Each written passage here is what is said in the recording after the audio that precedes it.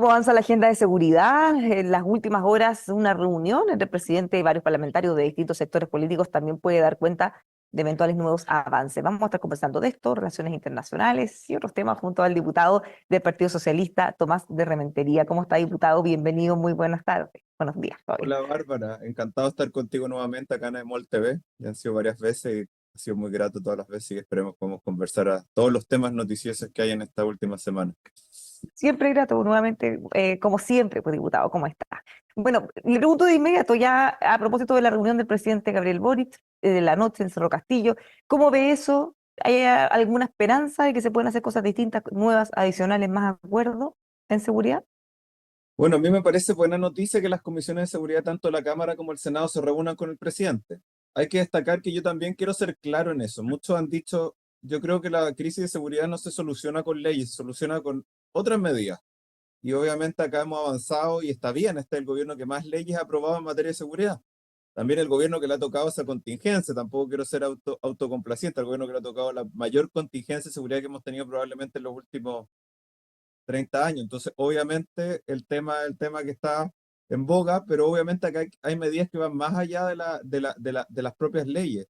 Nosotros, a mí me toca estar en la Comisión de Defensa y estamos avanzando, por ejemplo, la ley de inteligencia, una velocidad, esa ley lleva más de 1000 días sin ningún avance y pudimos avanzar ahora y yo creo que prontamente vamos a terminar. Y en eso se basó en un acuerdo del presidente anterior, Francisco Undurraga, que es de oposición, y la presidenta actual, Camila Flores, que es de oposición también, con los diputados de gobierno y el gobierno y pudimos avanzar en algo que va a ser un aporte significativo para destrabar bandas criminales, para encontrar información de inteligencia necesaria para hacer una prospectiva, pero acá hay medidas que no tienen que ver con leyes y que hay que avanzar rápidamente, yo creo que, y, eh, y aparte de estas medidas, hay también leyes que se han demorado en exceso, yo creo que las reglas del uso de la fuerza, la ley de inteligencia financiera en todo lo relativo al secreto bancario, creo que ahí de lado a lado hemos tenido ciertas, de lado a lado me refiero a ambos lados del arco político, hemos tenido cierta demora en hacernos cargo de ciertas cosas que necesitamos urgente seguridad, que esas sí son urgencias de seguridad.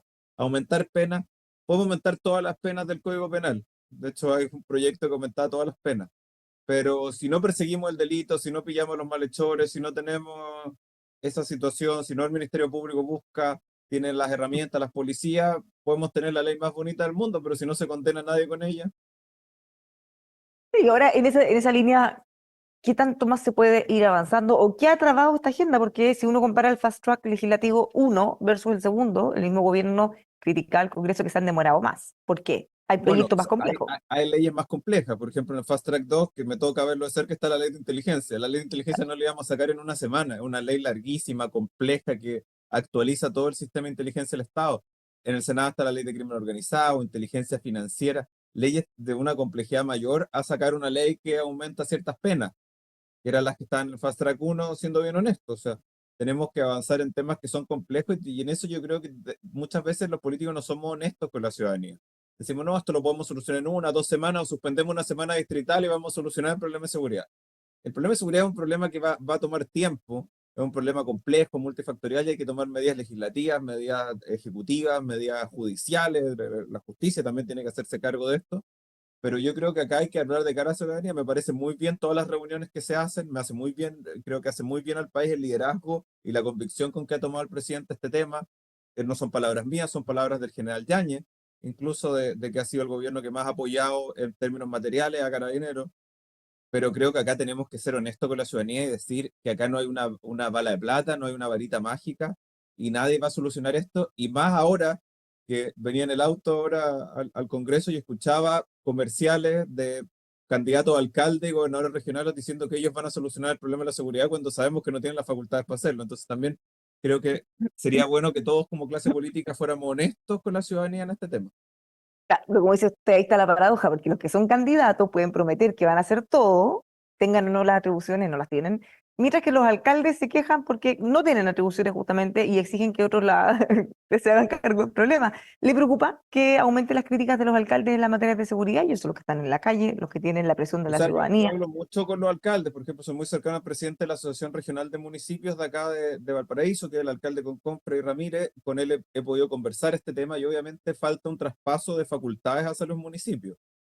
Yo no sé, yo creo que el tema de discutir la figura de una policía municipal es algo más avanzado que tomaría más tiempo, pero facultades mínimas como poder hacer gastos, temas de contratación de personal en materias burocráticas, temas de contratación de personal como patrulleros de seguridad ciudadana que muchas veces participan en el programa que se llama OS-14, que es el programa de patrullaje mixto entre carabineros y funcionarios municipales, que en el fondo le da la posibilidad, cuando hay un carabinero que no tiene una radio patrulla o no tiene un conductor de radio patrulla, viene un vehículo municipal y el carabinero hace sus trámites en el vehículo de la seguridad municipal conducido por un funcionario municipal, para trámites de baja complejidad, obviamente. Y entonces en eso no hay facultades para contratar, me dicen, se encuentran con problemas burocráticos de los contratos, del porcentaje que tienen de planta, el porcentaje honorario. Entonces, realmente ahí hay que destrabar esta ley de seguridad municipal, pero también muchas veces los alcaldes, es grito y plata, digamos, criticar el tema de seguridad. Sin eso también, insisto, yo creo que tenemos que empezar a mirar este tema con un poco, vamos, cuando lo miremos un poco más de altura y salgamos del barro electoral, vamos a poder mirarlo de mejor forma. Ya, que esa es la dificultad porque Barro no, estamos en un periodo electoral, vamos a tener elecciones municipales, que son justamente la autoridad más cercana. Ya hemos visto alcaldes White, la alcaldesa Pizarro, en La Pintana, que han sido bien críticos con el manejo del gobierno en la seguridad. ¿Le preocupa que eso pueda pasar? Estamos hablando de alcaldes oficialistas. O sea, sin lugar a dudas me preocupa que el uso y obviamente es difícil. Yo me pongo en los zapatos de ese alcalde, yo cuando salgo a la calle o voy a las ferias, que voy harto, voy a comprar a las ferias muchas veces, me dicen diputado, eh, estamos con la seguridad, estamos con el problema, hasta cuándo hagan algo, y obviamente uno se siente en una posición de impotencia también, de decirle, oiga, no me voy a sentar a explicar lo que estoy explicando acá, esto va a tomar mucho tiempo, es problemático, uno trata de explicar, pero también eh, yo digo un alcalde que es tan cercano, por ejemplo, alcaldes de comunas pequeñas que me ha tocado hablar, por ejemplo, otro día hablaba con el alcalde del Quisco o el alcalde del Tabo, que prácticamente son vecinos de la comuna, y que ha llegado el crimen organizado. O sea, no olvidemos que ayer fue la formalización de 17 miembros del Tren de Aragua que funcionaban desde Viña del Mar. Entonces, cuando vemos que pasa eso y han llegado pueblitos chicos que no tenían esos problemas, que el problema delictual que más tenían era que se robaban las toallas que la gente colgaba en verano, hoy día tienen problemas de extorsión, de cobro de eso, de tráfico de drogas, del uso de los espacios públicos. Entonces, obviamente, cuando tienen, yo digo, el alcalde está desesperado, pues trata de tomar soluciones. Entonces, por eso también hemos visto alcaldes pasados de rosca, aumentando las facultades de manera bien al límite de la ley con las seguridades municipales. Entonces, pero yo también lo entiendo desde la desesperación de que hoy día la desesperación es de la ciudadanía y en eso tenemos que ser claros. Nosotros podemos discutir todo lo que queramos de pensiones, algo muy necesario, pero cuando una persona sale de 40, 50 años, sale de su casa pensando que le van a pegar un balazo en la cabeza cuando sale a trabajar, lo último que va a pensar es qué va a pasar cuando se jubile. Claro, ahora en esa línea, guste o no, el tema electoralmente se va a tomar. El gobierno ha sido incluso criticado en algunos puntos porque ha hecho puntos de prensa, contactos con alcaldes oficialistas, con la Comuna de Santiago, por ejemplo, algunas cosas que desde la otra vereda les molesta bastante.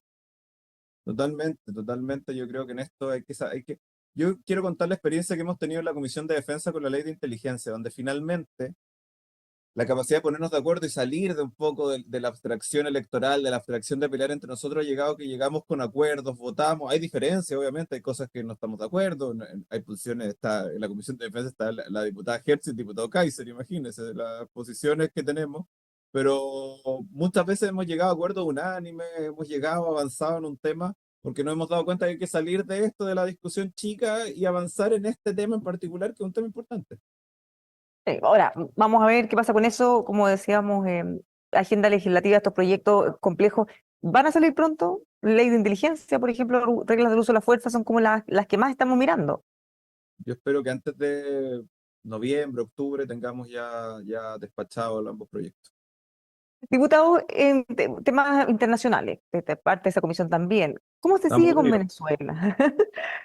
Tenemos Hoy, ya avanzado. me acuerdo que hace unos meses conversamos acá, fue un poco antes de la gira presidencial a Europa que me tocó acompañar al presidente y hablamos de esto. Yo decía, bueno, no nos sirve cortar relaciones con Venezuela porque finalmente, y yo insistía y el tiempo me da la razón, la presencia del embajador Gasmuri era una molestia para el régimen porque obviamente es tener más ojos y todo eso. Bueno, el tiempo no tiene razón porque las relaciones pasaron de estar pésimas a ser inexistentes. Hoy día Chile no tiene relación alguna con Venezuela y lo único que recibimos de respuesta de Venezuela son insultos de todas sus autoridades importantes, desde el presidente de Venezuela, que ya el nivel de Dictador de Venezuela para otro.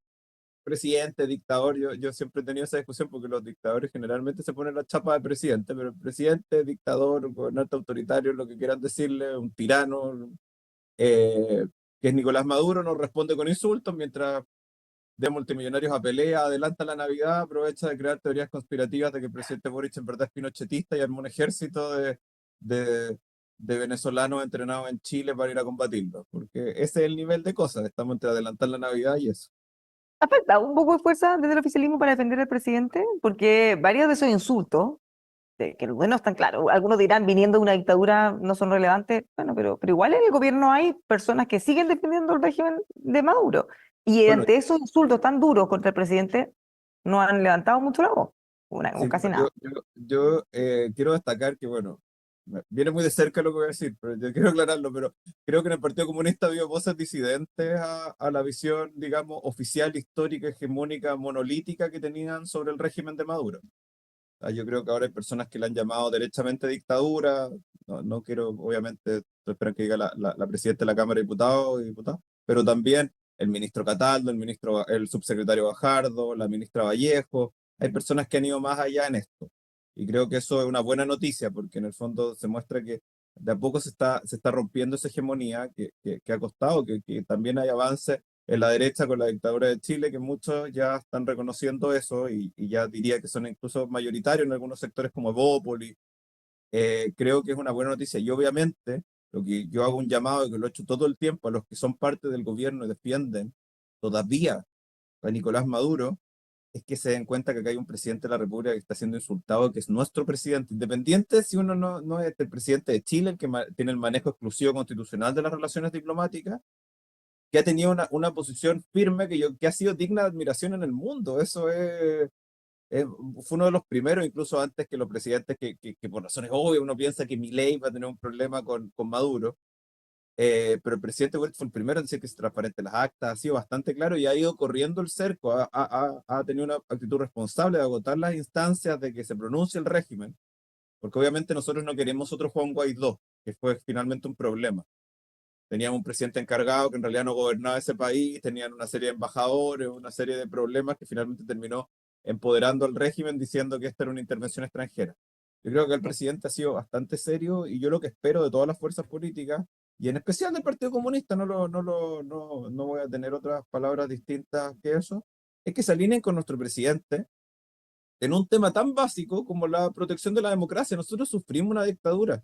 Sufrimos una dictadura que hacía cosas parecidas a esta, hacía cosas más graves, obviamente, en la Operación Cóndor y todo eso, porque cuando tratan de decir, te sacan eso, ¿no? Que hay cosas mucho más graves. Bueno, pero el término electoral hacían cosas bien parecidas a esta. En el plebiscito del 80, donde no habían registro electoral y se manipulaba. Entonces, hay que tener una posición en esto. Yo creo que la democracia, los derechos humanos no pueden ser relativizados al momento político, si me gusta o no el dictador de turno. Esto ha traído varios problemas al oficialismo, de esto se han quejado varios parlamentarios porque los tiene constantemente dando explicaciones o justificando o diciendo si quieren o no seguir siendo alianza con el Partido Comunista, que las credenciales democráticas en realidad no son tan sólidas, si es que solo defienden alguna dictadura o critican otra. Eh, bueno, y se traspasa si ustedes también, respecto O a, sea, Bárbara, ¿quieren seguir siendo socios de ellos? el mejor ejemplo es que estamos hablando De eso. de eso y no del Ujú. tema de Venezuela, qué está pasando en Venezuela, cómo estamos haciendo la negociación diplomática, qué está pasando, qué va a pasar con las elecciones, qué va a pasar con el terrible orden de detención que emite la Fiscalía venezolana con Edmundo González. Y estamos discutiendo esto. Obviamente yo espero y creo que el Partido Comunista ha tenido, la última declaración fue bastante más moderada de lo que era al comienzo, y espero y creo que se está fracturando esta posición monolítica que lleva Lautaro Carmona. Y esto nos ha costado perder el tiempo, o sea, tuvimos una censura que era incomprensible, que presenta el diputado Kaiser, eh, contra los dichos de una persona que no es ni siquiera diputado. Entonces, obviamente, nos hace perder el tiempo de la discusión de fondo, hace perder el tiempo del trabajo del canciller, que cada vez que tiene que ir a algún lado le preguntan qué pasa con el Partido Comunista. Entonces, yo espero, yo en eso me sumo a las palabras que tuvo Isabel Allende hace unos días en CNN, que llama al Partido Comunista que reflexione un poco este tema. Ahora, mirando las repercusiones, además de los conflictos internos, una posible nueva oleada de migrantes venezolanos. ¿Nos estamos preparando realmente o le preocupa que puedan llegar 400, 500 mil venezolanos más y nos pillen desprevenidos? Pese a que ya Bueno, lo sabemos hace rato. tengo entendido que ya están conversaciones con Bolivia, que sabemos que conversar con Bolivia es No, no especialmente da mucho complicado, resultado. no tan complicado como con Venezuela, pero es complicado para nuestro gobierno. Y que se está reforzando la frontera norte. Ya tenemos, recordar que la primera ola fue en un momento que no teníamos militares resguardando la frontera. El tema fronterizo para nosotros no era tan preocupación en ese momento. De hecho, yo en eso hago un mea culpa político y lo he hecho en todos lados. Muchos romantizamos la inmigración porque, y no lo digo por mí personalmente, sino que por mi sector se romantizó porque no se conocía los efectos de la inmigración en Chile. Y incluso en sectores de la centroderecha también he escuchado mea culpa diciendo, bueno, nosotros con el tema Venezuela nos invitamos y todo eso. Entonces yo creo que acá hay un mea culpa nacional que tenemos que hacer sobre cómo no se paró a tiempo esta primera gran ola migratoria que hubo de ciudadanos venezolanos.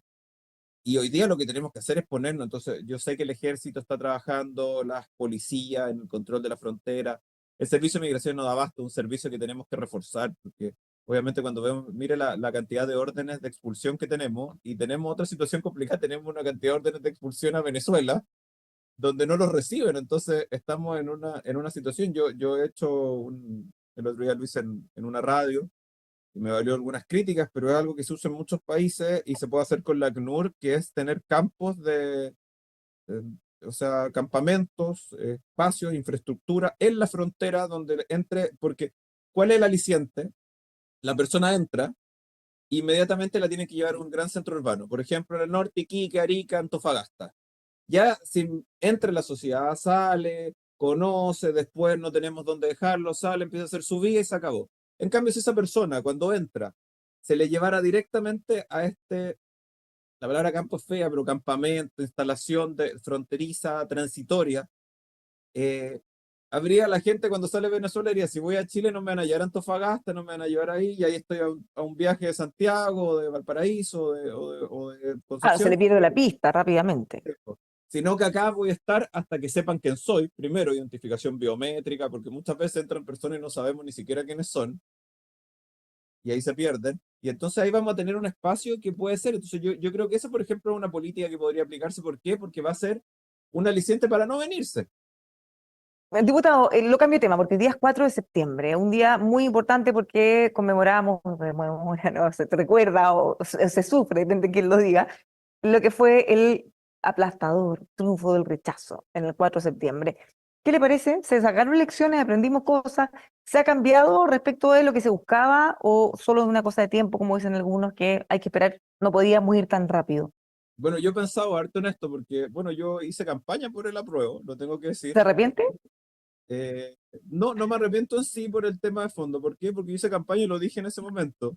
Yo fui uno y me trataron muy mal en su momento porque fui uno de los primeros que dije esta constitución no es muy buena, pero abre la puerta a reformarla, a sacarnos un poco el estigma, digamos, del original. Y además yo le dije, y lo he hablado con la gente derecha, con Guillermo Ramírez, por ejemplo, con Diego Char, porque sé que tú compartes harto el programa, le he dicho, yo no les creí en ese momento que iban a hacer un nuevo proceso constituyente, cuando nos decían rechazo para una nueva, por una mejor y todo eso. Tuvieron que pagar un costo bien alto Sí, en y algunos cuando sectores por veo cumplir el compromiso. en retrospectiva, obviamente mi sector se pasó de rosca en la convención, esa cuestión yo no tengo ni una duda, o sea, se dieron gustitos, trataron de aprobar cosas que eran contrarias al instinto más básico, era salir a la calle a hablar con el señor que vende fruta en la feria o el caballero que vende diario en la esquina y darse cuenta que nadie estaba de acuerdo. Con eso hubo además gustitos que no estaban en el texto, porque en el texto había cosas malas, pero había gustitos que no estaban en el texto que también fueron gravísimos, estos cantos de plurichile, las banderas dadas vueltas, la misma ceremonia inicial. Yo creo que hubo un costo enorme a esto. Y creo que lo que se conmemora acá es que nos farreamos una tremenda oportunidad de haber tenido un proceso constituyente que funcionara, que tuviéramos una nueva constitución que fuera acorde a la necesidad de los chilenos. Después, además, tenemos el récord mundial porque nos farreamos un segundo proceso constituyente, que eso después lo celebraremos otro día. Pero creo que finalmente acá lo que hay es que hoy día el tema constituyente está más o menos agotado. Yo creo que tenemos la posibilidad de hacer algunas reformas y creo que ya van a quedar para el próximo gobierno analizarlas pero obviamente si uno mira en retrospectiva se cometieron muchos errores. Yo no me arrepiento de haber aprobado la prueba por lo que te decía, porque yo decía, acá no va a haber, sino va a ser el triunfo, el inmovilismo total, no va a cambiar nada, pero sí cambiaron cosas y, por ejemplo, algo que yo creo que fue un golpe muy fuerte para nosotros fue la propuesta que hizo el diputado en ese momento, no, senador Walker, de bajar los quórums, que nos dejó un poco, ya no era la constitución con los cerrojos y todo eso, era una constitución que era bastante abierta para cambiarla incluso más de la que íbamos a votar, entonces ahí yo creo que viene y hay un cambio de actitud. Y espero por el bien de Chile, eso sí, que esto, como recordemos, que hay un problema constitucional en algunos temas, y en algún tema que es el menos sexy, yo diría, que es el tema de reforma al sistema político, que obviamente tenemos ahí una Ojalá que se, deuda pendiente enorme y lo vemos, yo lo veo todos los días en el Congreso. ojalá que se pueda avanzar en esa deuda pendiente porque es fundamental. Yo creo que en eso sí que hay acuerdo transversal. Diputado, muchas gracias por conversar con nosotros, que tenga un Muchas muy buen gracias, día. Bárbara, como siempre, encantado de estar contigo y con Emol TV y esperemos vernos pronto en una futura conversación. Igualmente, muchas gracias. Buen día. Los dejamos a todos invitados a que sigan con nosotros acá en emol.com.